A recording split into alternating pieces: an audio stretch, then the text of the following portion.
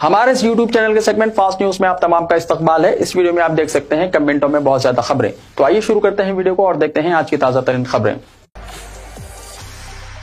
तेलंगाना के वजीर के काफिले की गाड़ी से टक्कर, 8 साला बच्चा समेत 3 जख्मी। रियासत तेलंगाना में एक वजीर के काफिले की कार से टक्कर के नतीजे में 3 अफराद जख्मी हो गए। जराये के मुताबिक यह हादसा जिले सिद्दीपेट के वरगल मंडल के मौजा गुरुराम के करीब चारशंबे की रात पेश आया। इत्तलात के मुताबिक रियासती वजीर श्रीधर बाबू अपने काफिले के हमरा जा रहे थे कि उनके काफिले में शामिल गाड़ी की टक्कर से चंदा कन्या बाला राजू और उसका बेटा 8 साला भानु प्रसाद जख्मी हो गए, जो मोटरसाइकिल पर जा रहे थे। इस हादसे में जहां 2 अफराद जख्मी हो गए हैं, वहीं 8 साला लड़के प्रसाद के दोनों पांव टूट गए। इसे इलाज के लिए हैदराबाद के किम्स हॉस्पिटल मुंतकिल कर दिया गया। रियासती वजीर कोंडा सुरेखा के खिलाफ बीआरएस खवातीन कॉरपोरेटर्स की पुलिस में शिकायत। वजीर कोंडा सुरेखा के टॉलीवुड अदाकारा समांथा पर किए गए तबसरे फिल्मी और सियासी हलकों में मौजूद बहस बन गए हैं। कोंडा सुरेखा ने नागा चैतन्य और समांथा की तलाक पर जो बातें की, इन्हें शदीद तनकीद का सामना करना पड़ रहा है। समांथा और नागार्जुन के हामी पहले ही उनकी हिमायत में सामने आ चुके हैं। तफसीलात के मुताबिक बीआरएस खवातीन कॉरपोरेटर्स ने वजीर कोंडा सुरेखा के रवैये पर नाराजगी का इजहार करते हुए बंजारा हिल्स पुलिस स्टेशन में शिकायत दर्ज करवाई है। उनका कहना था कि वजीर ने ऐसा रवैया इख्तियार किया जिससे खानदान के अराकीन को परेशानी का सामना करना पड़ा और उनके खिलाफ कार्रवाई की जानी चाहिए। दूसरी जानिब वजीर कोंडा सुरेखा ने अपने तबसरों को वापस ले लिया है।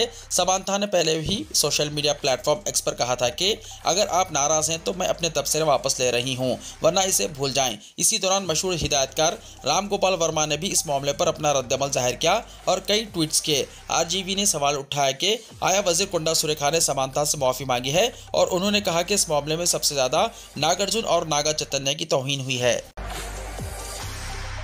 फैमिली डिजिटल कार्ड हर खानदान के लिए हिफाजती ढाल, फलाही स्कीमात से इस्तेफादा करने में मददगार। चीफ मिनिस्टर रेवंत रेड्डी ने कहा कि फलाही स्कीमात के फवायद हर गरीब खानदान तक पहुंचाने के मकसद से हुकूमत ने फैमिली डिजिटल कार्ड की इजराई का फैसला किया है। चीफ मिनिस्टर ने आज सिकंदराबाद कंटोनमेंट असेंबली हल्के में फैमिली डिजिटल कार्ड की इफ्तिताई तकरीब से खिताब किया। चीफ मिनिस्टर ने कहा कि तेलंगाना के तमाम 119 असेंबली हल्काजात में पायलट प्रोजेक्ट के तहत डिजिटल कार्ड जारी किए जाएंगे। पायलट प्रोजेक्ट के तहत 238 देहातों और डिवीजन्स का इंतखाब किया गया है। ओहदेदारों की जानिब से 7 अक्टूबर तक हर खानदान का हेल्थ प्रोफाइल रिकॉर्ड किया जाएगा। डिजिटल कार्ड की इजराई की निगरानी के लिए अजला के लिए स्पेशल ऑफिसर्स का तकर्रुर किया गया है। उन्होंने कहा कि ओहदेदारों की जानिब से हासिल की गई तफसीलात की बुनियाद पर फैमिली डिजिटल कार्ड जारी किए जाएंगे। चीफ मिनिस्टर ने कहा कि गुज़िश्ता 10 वर्षों में बीआरएस हुकूमत के दौरान राशन कार्ड के हुसूल के लिए अवाम दफातर के चक्कर काटते रहे। उन्होंने कहा कि केसीआर दौरे हुकूमत में राशन कार्ड से महरूमी पर अवाम ने कांग्रेस को इख्तियार अता किया। नए राशन कार्ड से महरूमी के सबब अवाम फलाही स्कीमात के फवायद से महरूम हैं। उन्होंने कहा कि फलाही स्कीमात पर मौसर अमलावरी के लिए डिजिटल कार्ड जरूरी है। हुकूमत हर गरीब खानदान को ये कार्ड फराहम करेगी। इस कार्ड पर राशन, आरोग्यश्री, फीस रिइंबर्समेंट जैसी सहूलतों से इस्तेफादा किया जा सकता है। चीफ मिनिस्टर ने कहा कि फैमिली डिजिटल कार्ड हर खानदान के लिए हिफाजती ढाल की तरह है। डिजिटल कार्ड के जरिए अवाम ने साबिक में क्या अद्वियात इस्तेमाल की थी और किस मर्ज के लिए क्या दवाई इस्तेमाल की गई, इस बारे में डॉक्टर्स को जानने में सहूलत होगी। दही इलाकों से रोजगार के लिए शहरी इलाकों को पहुंचने वाले गरीब खानदान अपने रिहायशी मुकाम से इस कार्ड के जरिए राशन हासिल कर पाएंगे। हर असेंबली हल्के में पायलट प्रोजेक्ट के तौर पर 2 मुकामात का इंतखाब किया गया है। फैमिली डिजिटल कार्ड के तहत हर एक को शनाख्ती नंबर हवाले किया जाएगा। हॉस्पिटल की रिपोर्ट भी कार्ड में डिजिटल मौजूद रहेगी। रेवंत रेड्डी ने कहा कि जुमला सरकारी महकमे जात के पास इस्तेफादा कुनिंदगान की तफसीलात मौजूद रहेंगी। उन्होंने कहा कि हुकूमत अनकरीब नए राशन कार्ड जारी करेगी। तकरीब में वज़ीर माल पी श्रीनिवास रेड्डी, मेयर हैदराबाद विजयलक्ष्मी और अवामी नुमाइंदों ने शिरकत की। तारक रामाराव और हरीश राव के खिलाफ हैदराबाद में मुकदमा दर्ज। बीआरएस के कारगुजार सदर तारक रामाराव और साबिक रियासती वजीर हरीश राव के खिलाफ हैदराबाद की साइबराबाद पुलिस ने केस दर्ज किया है। इन दोनों के खिलाफ मेदक के बीजेपी के रुकन पार्लियामेंट रघुनंदन राव की शिकायत पर यह कार्रवाई की गई। शिकायत में कहा गया था कि सोशल मीडिया पर रियासती वजीर कोंडा सुरेखा के साथ इनकी तस्वीर की ट्रोलिंग की गई। इस सिलसिले में कार्रवाई करने की ख्वाहिश करते हुए दरख्वास्त दाखिल की गई थी। जराये के मुताबिक केटीआर और हरीश राव के अलावा 10 यूट्यूब चैनल्स के खिलाफ भी मुकदमा दर्ज करके तहकीकात की जा रही है। रियासत की घटती हुई आमदनी हुकूमत के गलत फैसलों का नतीजा, केटीआर ने कहा।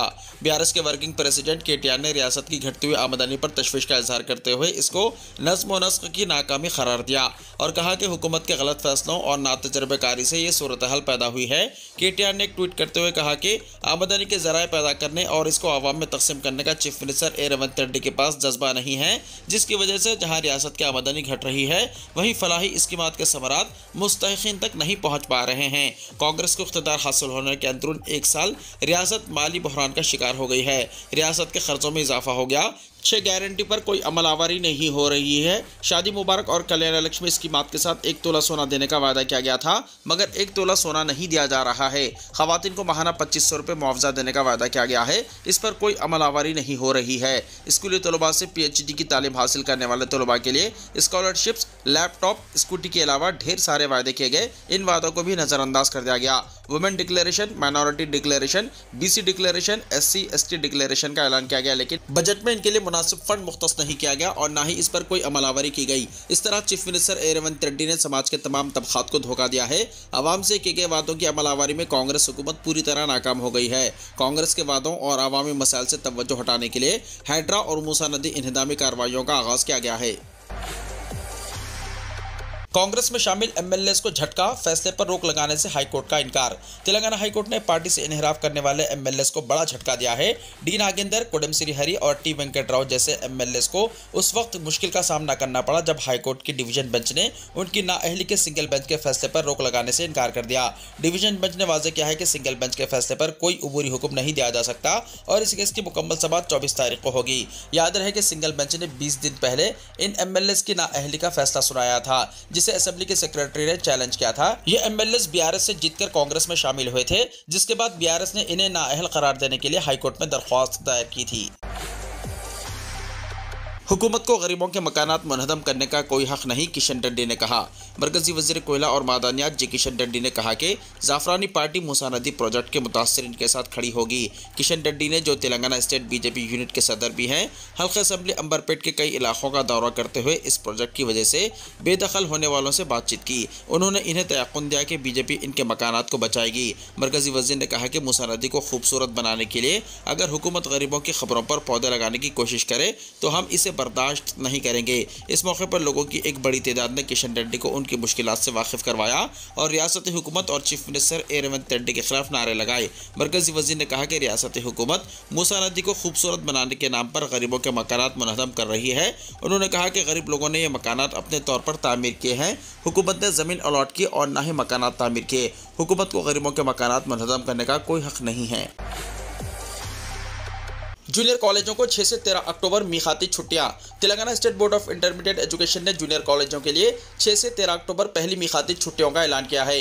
जूनियर कॉलेजेस 14 अक्टूबर से दोबारा खुल जाएंगे। यहां जारी करदा प्रेस नोट में मुतल्ला किया गया है कि इन मीक़ाती छुट्टियों का इतलाक़ इंटरमीडिएट की 2 साला तालीम फराहम करने वाले तमाम जूनियर कॉलेजों पर रहेगा। डिस्ट्रिक्ट इंटरमीडिएट एजुकेशन ऑफिसर्स को हिदायत दी गई है कि वो इस बात को यकीनी बनाए कि तमाम जूनियर कॉलेजेस के इंतजामिया पहली मीक़ाती छुट्टियों के शेड्यूल पर अमलावरी करे। DSC उम्मीदवारों के सर्टिफिकेट की जांच करने चीफ मिनिस्टर रेवंत रेड्डी की ओहदेदारों को हिदायत। चीफ मिनिस्टर रेवंत रेड्डी ने DSC एग्जाम में मुंतखब उम्मीदवारों के तकर्रुरनामे हवाले करने और धान की खरीदी के सिलसिले में सेक्रेटेरिएट से जिले कलेक्टर्स के साथ वीडियो कॉन्फ्रेंस मुनक्किद की। इस मौके पर खिताब करते हुए चीफ मिनिस्टर रेवंत रेड्डी ने जिले कलेक्टर से कहा कि DSC उम्मीदवारों के सर्टिफिकेट की जाँच का काम 5 अक्टूबर तक मुकम्मल कर लिया जाए और 9 अक्टूबर को तकर्रुरनामे हवाले किए जाएंगे। उन्होंने कहा कि धान की खरीदी के लिए रियासत भर में 7000 IKP मराकिज़ कायम किए जाएंगे। जहाँ जरूरत हो वहाँ नए IKP मराकिज़ कायम करने की हिदायत दी। बारीक चावल की खरीदी के लिए खुसूसी इंतजाम किए जाएं। धान की खरीदी के लिए कॉल सेंटर कायम करने का मशवरा दिया। फाइन राइस के लिए 500 रुपये का बोनस दिया जाएगा। सिकंदराबाद रेलवे स्टेशन पर मुसाफिरीन के हुजूम में इजाफा। सिकंदराबाद रेलवे स्टेशन पर मुसाफिरीन के हुजूम में इजाफा दर्ज किया गया है। दशहरा के मौके पर शहर हैदराबाद के मुख्तलिफ इलाकों में मुक़ीम अफराद अपने आबाई मुकामात पर अपनों के साथ छुट्टियां मनाने के लिए रवाना हुए। गुज़िश्ता रोज़ से प्राइवेट तालीमी इदारों ने भी छुट्टियां दे दी हैं और तलबा भी अपने मवाज़ियात रवाना हुए। दूसरी जानिब साउथ सेंट्रल रेलवे मुसाफिरों के हुजूम को मद्देनज़र रखते हुए खुसूसी ट्रेनें चलाने के इंतजाम किए हैं। रेलवे हुक्काम का कहना है कि मुसाफिरों के लिए बगैर किसी परेशानी के तमाम इंतजाम किए गए हैं। मूसा रिवर प्रोजेक्ट की मुदाफियत, गरीबों को नदी से निकालने रेवंत रेड्डी का मजबूत इरादा। वज़ीर आला रेवंत रेड्डी ने कहा कि हम हाइड्रा के जरिए गैर कानूनी कब्जों को हटाने की कोशिश कर रहे हैं और हैदराबाद शहर को बचाने के इरादे से मूसा नदी प्रोजेक्ट पर अमल करने का मंसूबा है। उन्होंने BRS पर इल्ज़ाम आयद किया कि गुज़िश्ता 10 सालों में सरकारी खजाने को लूटा गया।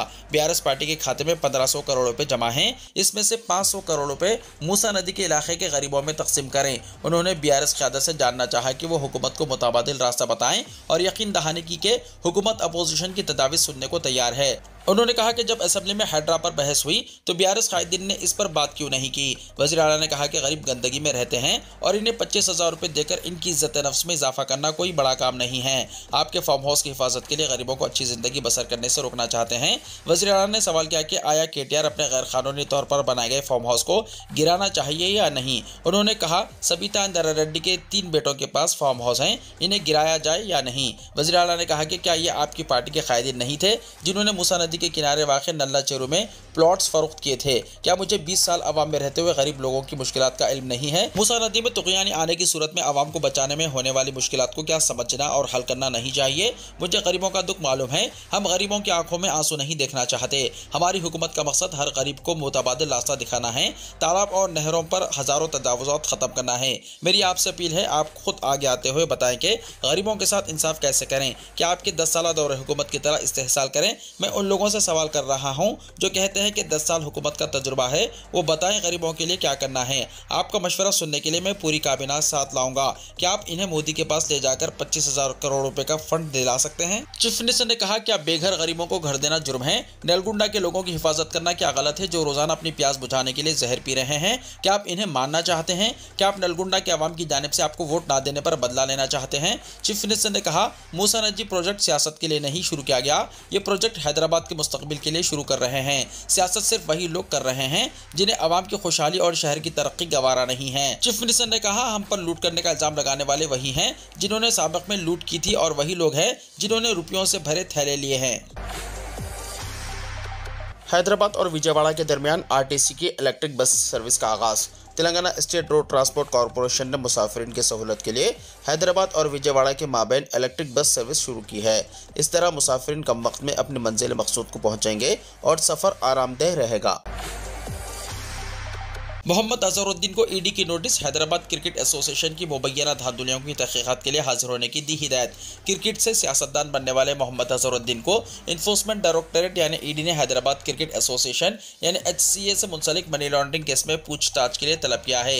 HCA के साबिक सदर मोहम्मद अजहरुद्दीन पर इल्जाम है कि उन्होंने अपने दौर में फंड का गलत इस्तेमाल किया।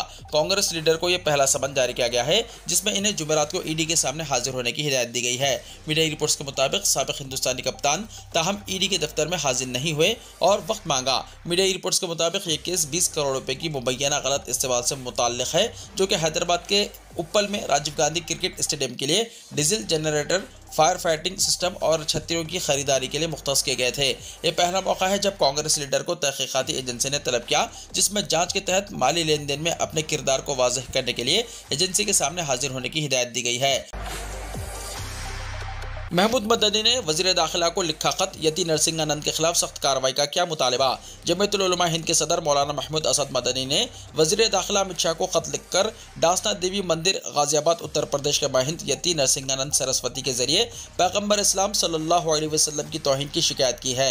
ये वीडियो सोशल मीडिया पर शेयर किया जा रहा है जिसमें पैगम्बर इस्लाम सल्लल्लाहु अलैहि वसल्लम के खिलाफ गुस्ताखियाँ की गई हैं। सदर जमीयतुल उलमा हिंद ने अपने लेटर में यति नरसिंहानंद के खिलाफ फौरी तौर पर सख्त कार्रवाई का मुतालबा किया है और इसे कौमी सालमियत के लिए खतरा करार दिया है। मौलाना मदनी ने मुतालबा किया है कि यति नरसिंहानंद के खिलाफ फौरी तौर पर कानूनी कार्रवाई की जाए। इस वीडियो को बिला ताखिर तमाम सोशल मीडिया प्लेटफॉर्म से हटाया जाए और इन प्लेटफॉर्म्स को इस मवाद की इशाअत पर कानूनी तौर पर जवाबदेह ठहराया जाए।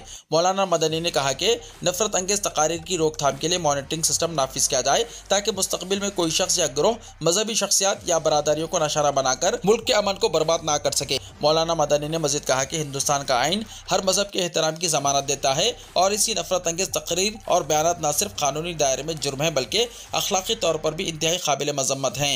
उन्होंने खबरदार किया कि अगर हुकूमत फौरी कार्रवाई में नाकाम रही तो ये ऐसे अनासिर की हौसला अफजाई होगी। जमीयतुल उलमा हिंद की तरफ से मजीद बना इस खत की एक नकल गाजियाबाद के पुलिस कमिश्नर अजय कुमार मिश्रा को भी भेजी जाएगी। जमीयतुल उलमा हिंद के जनरल सेक्रेटरी मौलाना हकीमुद्दीन कासमी ने इस सिलसिले में गाजियाबाद के मुकामी पुलिस अफसरान से फ़ोन पर भी बात की है और कल मिलने का भी वक्त मांगा है। इराक में 100 नौमौलूद बच्चों का नाम हसन नसरुल्लाह रख दिया गया। इसराइल के फिजाई हमले में हिजबुल्लाह के सरबराह हसन नसरुल्लाह की शहादत के बाद इराक में उनके एजाज में नौमौलूद बच्चों के नाम इनके नाम पर रखे जा रहे हैं। 27 सितंबर को लेबनान के दारुल हुकूमत बेरूत में होने वाले इसराइली हमले में हिजबुल्लाह के सरबराह हसन नसरुल्लाह शहीद हो गए थे। इनकी शहादत के बाद इराक के दारुल हुकूमत बगदाद और दीगर शहरों में बड़े पैमाने पर मुजाहरे शुरू हुए। एहतजाजियों ने इसराइल की कार्रवाई की मजम्मत की और इसे बैनुल अक़वामी क़वानीन की खिलाफ वर्जी करार दिया। हसन नसरुल्लाह की शहादत के बाद इराक में कई नौमौलूद बच्चों का नाम हिजबुल्लाह के सरबराह के एजाज में नसरुल्लाह रखा जा रहा है। ज़राए के मुताबिक हसन नसरुल्लाह की शहादत के बाद मुल्क भर में तकरीबन 100 नौमौलूद बच्चों का नाम नसरुल्लाह रजिस्टर्ड हुआ है। वीडियो को लाइक शेयर कीजिए और हमारे इस YouTube चैनल को सब्सक्राइब करते हुए इसके बेल आइकॉन को भी प्रेस कर लीजिए ताकि ऐसी ही ताज़ा तरीन खबरें आइंदा भी आपको मिलती रहें।